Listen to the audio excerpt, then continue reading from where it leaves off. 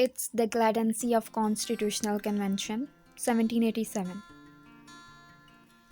Starting with the introduction, what is actually Constitutional Convention and why it was called? So, America was a cluster of weaker states that were confederated together after they achieved their freedom from the great colonial powers. Whenever a new state is born, a new confederation is born, dealing with the state affairs becomes difficult because there is a fear that colonial powers might attack back and seize what is left. So the states were struggling to establish themselves in the world, and with the mob rule, they were facing economic troubles. In such circumstances, it was considered that America shall be governed not as a confederation, but as a compact federation. And in this regard, Constitutional Convention took place at May 14, 1787 in Philadelphia, of course. Now, the convention was officially called to revise the existing Articles of Confederation, and all the participants didn't know it was going to be a constitutional convention. This convention was proved phenomenal in the history of America, history of Constitutional Convention. Talking about it, first question arises that what was the storm behind this convention? The history of Constitutional Convention unveils when the war veterans gathered on a notion of forming a federation and sticking together for the sake of unity. They convinced Congress to call Philadelphia Convention. It was all stimulated by severe economic troubles, and this convention was met in May 25 to September 17, obstinately to amend the Articles of Confederation. So 70 of the delegates were called, out of which 55 participated, and George Washington was elected president for the convention. Two plans were proposed and none of them was accepted completely, so the delegates agreed on compromises anyhow. Rhode Island rejected the convention on whole, and all the opposition was considered logical because convention aim was kept completely secret.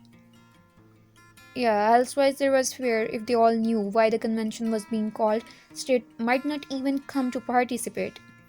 Now tending toward the major concerns, that why the convention was called and what was the concerns behind. First of all, to defend their territory. Why? Because the confederation was newly freed state from the colonial powers, and there was a huge fear that they might again establish their control over America. Then, stability for emerging nations. It was the prime concern of Constitutional Convention. The state had still a lot to struggle with, and it was down in hollows due to consequences of colonial regime. Then, afraid of autocracy and of mob rule that was existing in the Confederation all over equally, because there was no proper and well defined system of check and balance. Weak central government.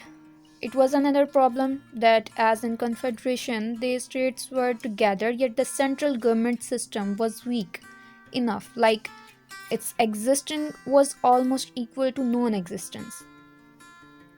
Unity. Unity was the glue that was expected to keep all confederated states stacked together, especially in the circumstances when all of them were weak on individual level and their sovereignty was in danger. And lastly, economic development and currency. Now, economic development and currency was another topic in debate because the currency was not America's own and the trade system was down because of it. Also, there was no tax system, so regulation of state affairs that demanded funding was yet vivid. For a country to boost its economy, its own currency is much important, isn't it? So now we are at organization. George Washington was elected president of the convention, and his role is undoubtedly exquisite in the convention. Each state had one vote. Simply majority ruled out, that is, rule of 7 out of 17. Meetings were kept confidential to allow free and open discussion. States that were gathered to discuss the existing Articles of Confederation finally found the convention a real thing. So they talked and debated about their opinions. And another important name in this regard is of James Madison, who influenced and supported it in the convention in his own way. James Madison is still considered as the reason why Constitutional Convention was somehow accepted by all. He's given great importance and information of a federated state of America. He's honored as a father. The last topic from today's thing is areas of agreement.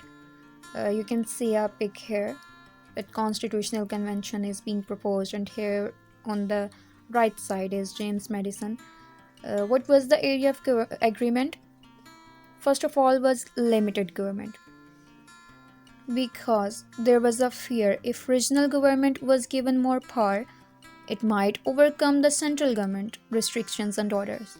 On the other hand, if the central government was allowed to interfere in the regional state affairs, then they might oppress all the regional states.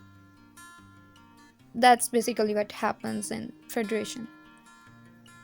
Then separation of powers to ensure that neither the regional nor the central government will step out its powers, and both will work integrated, yet with compact boundaries that define their powers.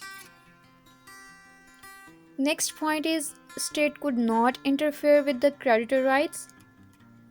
They will create their own money and use it for their own sake in order not to violate the rights of the citizens of that very particular state.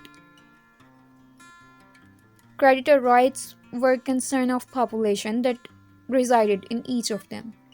And lastly, the stronger national government should exist that would never overstep its power, but still it will glue all the states together.